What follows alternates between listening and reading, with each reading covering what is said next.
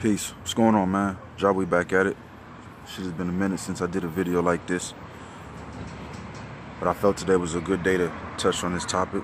So I wanted to kind of address briefly my outlook and my POV on war and success.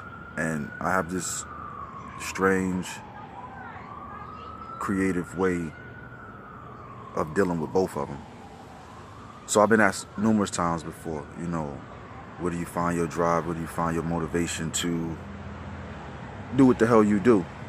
And the ironic thing about the answer to that question is I think the traditional answer that most people would say is their children. They'll say, tired of going to jail, tired of struggling, family, loved ones. And those are all, I think, acceptable, respectable answers to why someone could find motivation and inspiration to get their life in order. But those were my initial reasons to get my life in order. So I do second those responses, but mine go a little bit deeper than that. Those may have been my initial reasons to get my life in order. It was my family, it was my babies, it was because I was able to see what the hell I was doing on my family. And not just that myself. Nigga was just tired of going through the same shit over and over and over.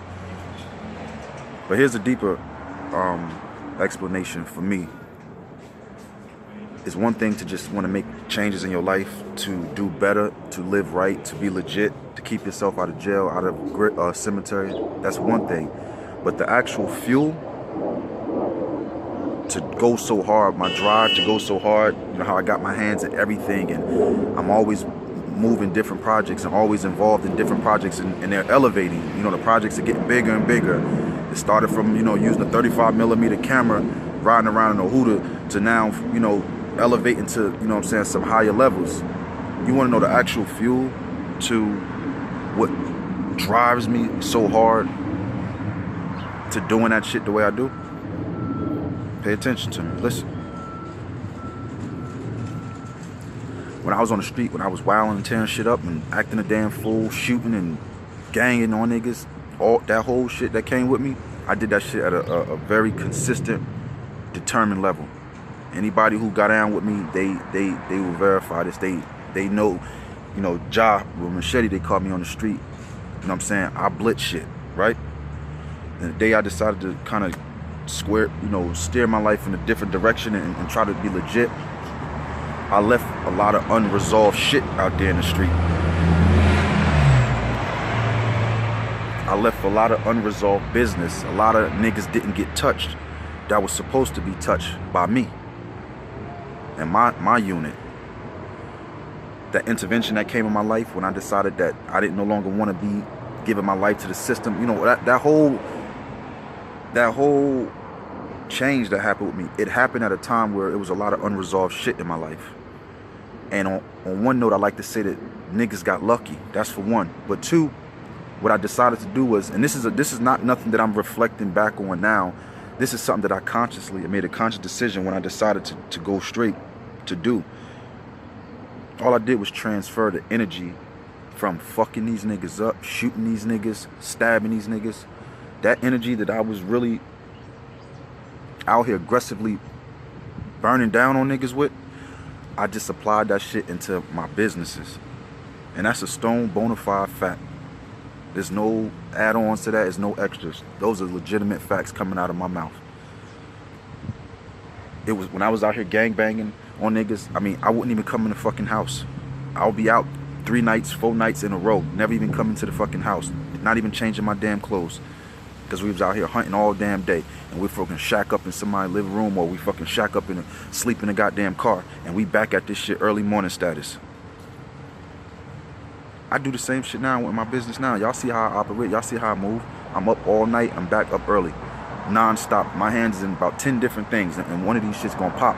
In my situation, I got about 3 or 4 of them about to jump.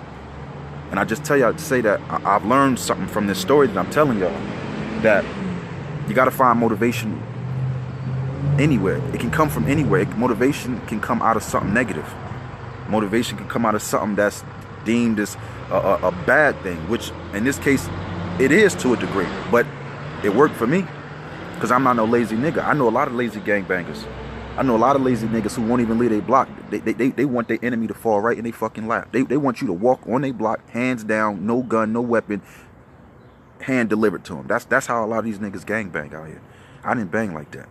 I'll be all in your shit all day, in and out of 8 different cars in like 5 hours. Now I just apply that same energy for that into, you know, my business. And here's the punchline. Here's the you know, the $1 million statement I wanted y'all to get out of this. I had a talk with God in my cell when I was facing my last life sentence in 2014. I had a serious heart-to-heart with that man. And I told that man, I didn't ask, I told him. No, I'm lying. Let's say it the other way. I asked. I wasn't even asking. I guess I could say I tried to bargain with him. Whatever the hell I tried to do. I said, in exchange for me going out here and trying to kill, if I restrain myself and show some obedience and walk like a more righteous life, I mean, I'm still a nigga, I'm still a street nigga, but I definitely have more of a righteous swag to me now. My thinking is more righteous now.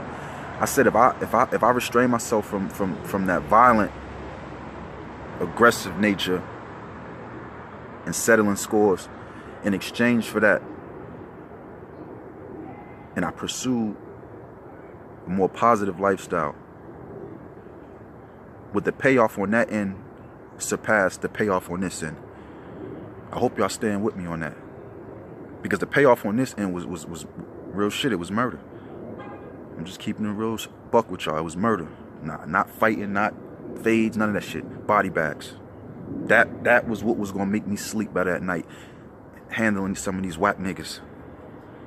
Every day I woke up, that's all I was. When I was in jail, that's all I was on my mind in the beginning. When I come home, I'm burning niggas. And that day that something happened in that one day that something happened in my cell, and I was like, if I exchange this, can I have that? But I want that greater than this. So the moral to the whole story is that for every move that I make, that's a success move, that's a move that these niggas can't make, that's a shot, nigga. That's a shot, nigga. That's a leg wound right there. My new book over here, I'm saying that's a flesh wound, that's a thigh wound right there.